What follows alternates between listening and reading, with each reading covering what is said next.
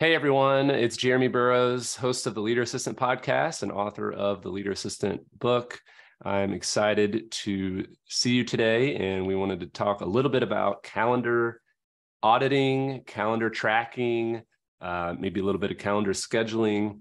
I'm here with my friend Julia Leibowitz from Cabinet, joincabinet.com, and we're going to talk a little bit about calendar auditing. But before I let Julia kind of steal the show with their new feature, I wanted to just kind of talk about why I audit my executive's calendar and how I've been doing it for the last few years. So first, why? Why would you want to audit your executive's time? Well, I think the step that you need to consider, the first step when you're looking at how to manage your executive's time well, is you've got to know what the heck they're spending their time on before you can actually make informed decisions on how they should spend their time moving forward. So when I started this, I was manually going into my executive's calendar and I was saying, all right, here's a sales meeting, here's an investor meeting, here's an internal one-on-one meeting, here's a leadership meeting, and then here's a media interview, here's an HR interview. And I was pulling and I was just typing them into a spreadsheet, one at a time. And I was like, all right, this is crazy. Why am I manually having to do all this? There's got to be a way to automate this. And so many of you have tried out my system that I use, which is Google Calendar to Zapier integration to a Google Sheet. And so at the end of my executive's events, Zapier takes the data from Google Calendar, puts it in a Google Sheet, and then at the end of the quarter or every few months, I will just go ahead and sometimes I'll even just wait till the end of the year. I'll just make sure that the automation is working all year. But I'll just wait till the end of the year. I'll spend maybe a couple hours cleaning up the data a little bit, tagging it, removing some stuff I don't need. And then I'll put together a report for my executive and the leadership team and say, hey, this is where the CEO is spending their time. This is how much time they spent in sales meetings over the last 6 months, 12 months. And then I compare it. Now that I've done it for, I think, 4 years in a row, I'll compare it to the previous years. And so I'll say, hey, this is what 2021 looked like versus 2022, and so on. So that's been a great automated tool for me. Many of you have tried it out, especially those of you who are in the Google environment. However, there are some kind of quirks to it. There is still some manual work that you got to do. It's not the perfect tool. And some of the biggest downsides to that system, as many of you have pointed out to me, are twofold. One, when you set up that system, it only works for data after you set it up. And so when you have a bunch of data for the last 12 months that you're wanting to try to track and organize and audit, it doesn't go back and track that. It only tracks everything from the moment you set it up and on. And so that's a big bummer because you're trying to work with all this data, but you have to basically start it and then just wait until you build that data.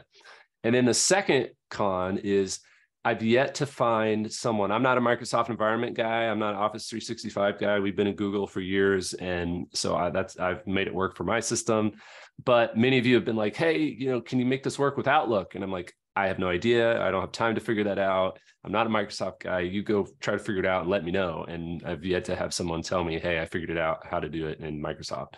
And so that's been a big drawback to that as well. So all that to say, it's very helpful if you want to actually lead your executive's calendar and lead from your role as an assistant, auditing your executive's time and managing and tracking how they're spending their time is a very, very good way to level up in your role as an assistant. And so, again, my tool is great. It's worked great for me for a while.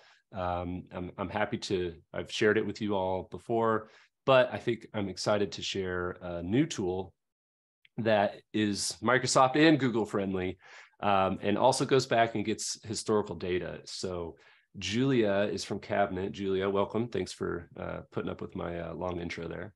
Oh, hey, Jeremy. Thanks. That was a really good opening monologue, if you will, that covers the why and some of the drawbacks with the current methods. And so I don't need to repeat any of those. So I just will jump into Cabinet. We're a human in the loop intelligent scheduling platform. So we help executive assistants or just heavy self-schedulers manage their calendars with extreme productivity boosts. So one of the tools that we're super excited about, it's like one of my favorite things that I've incorporated into my workflow, is this calendar insights, audits, analytics, whatever you want to call it. Basically, it's the premise of being able to quickly look at a bunch of data, which is the events that are on your calendar or your executive's calendar, and understand, reflect, and make a plan for how you want your executive to be able to, prioritize their time going forward, and how you can better make decisions when you're scheduling. So I'm just going to jump into the tool and show you guys it for a couple minutes. So maybe maybe this might be something you're interested in. So if you've never been in Cabinet before, it's a lot of stuff going here on the left-hand side. This is like our primary functions. We've got a bunch of scheduling automation and meeting tracking and group scheduling stuff happening here. So right now we're just going to cover this new section called reports. So what you're looking at is the Calendar Insights tab, and I'm looking at Michael Scott's the last 3 months of data from his calendar that I have quickly tagged here in the reconciliation tab. So I can see over the last 3 months, how much time he spent in meetings per week, and then the breakdown based on the categories that I have created, worked with him on creating to make sure that these are, where he wants to be spending his time. And so I can see, for example, January 30th, almost reached 40 hours a week in meetings, which is obviously not good. That probably left 0 time for think time or work time. And so we might set a goal. I might say, how many meetings would you like to have per week? How many hours? And we might try to stick around like a threshold of like 25 or 30 or something like that. And just be able to measure that at a glance. And so that's the week by week look. Down below, you can see the breakdown over the entire 3-month period. Where was my executive spending his time? So you can see investor relations took up 30%, about 90 hours. Internal team meetings took about 30% almost as well. And then you can see the other categories broken out here. So this is, again, a tool. So it's not going to like do the work for you. You still have to have that conversation and have that discussion with your executive to make priorities and set a plan, and then, work on it, whether you do it, like Jeremy said, quarterly, maybe annually. What I think is nice about Cabinet is it does give you the accessibility. It's so easy to use that you can now do it. I do it weekly. I'm in there tagging, when it's quiet on Fridays, I'm in there tagging data and seeing even where my productivity is and seeing where I've been spending my time. And it's been really, really interesting. We're also trying to help you see where you spend your time, like with specific contacts. So this is just a demo account, so I don't have all the data in here, but you'll be able to see, who your executive is spending his time with, and also make a game plan there. So let me just quickly show you the reconciliation tab so you can see kind of how the tagging works.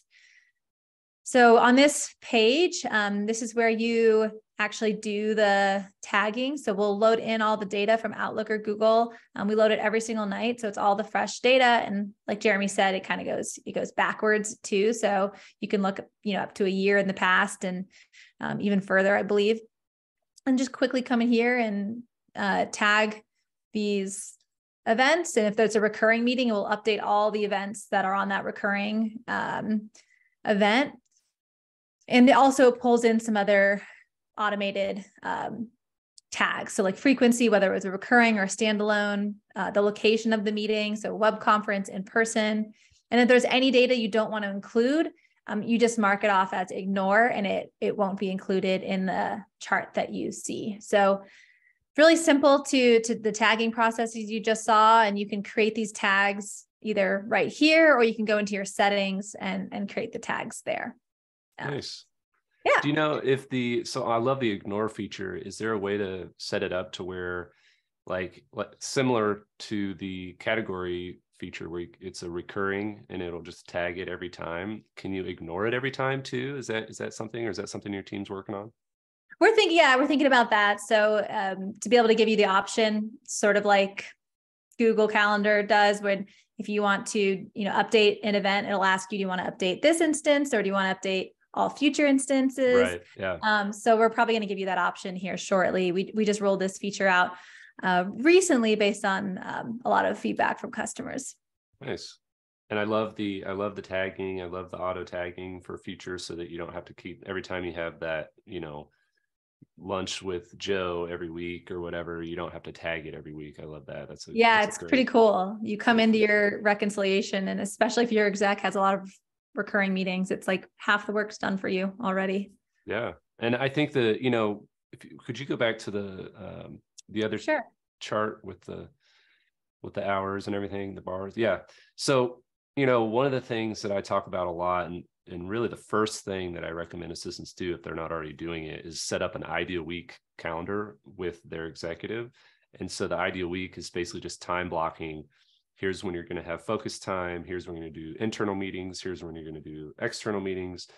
But before you do that, you really have to have a good data like this, where it's like, hey, there's where you're spending your time now, so that you can say, and you can even look at this very revenue driven too. You can say, hey, how was our revenue last quarter? Well, let's see, you were spending half your time in sales meetings and our revenue was up, versus last quarter, you only spent a fourth of your time in sales meetings and our revenue was down. And so you can sometimes, even depending on your executive's role, directly tie this data that you get and this insight that you get from this tool, and from this work that you've done to tag it and everything, you can directly tie it to the revenue of the business. So exactly. It's a great tool. Exactly. Yeah. It's not just about saving time. And we've heard, through case studies, it does save about 5 to 10 hours a month.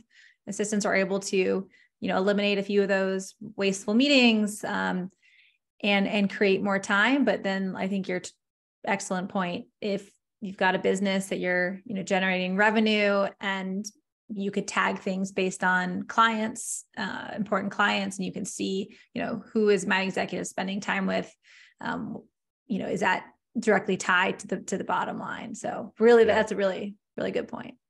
Awesome. Well, Julia, thanks for sharing this. This is a great tool. I'm excited to see it as you guys build it out more and add more features to it. What's the best place for people to reach out and find out more? Yeah, I'd say just go to our website, joincabinet.com. And if you have any questions about anything at all, you can always use our chat function there and reach out to one of us, and we'll get back to you pretty soon. Awesome. Thanks, Julia. And thanks, everyone. Keep leading well, and good luck with your calendar management and calendar tracking.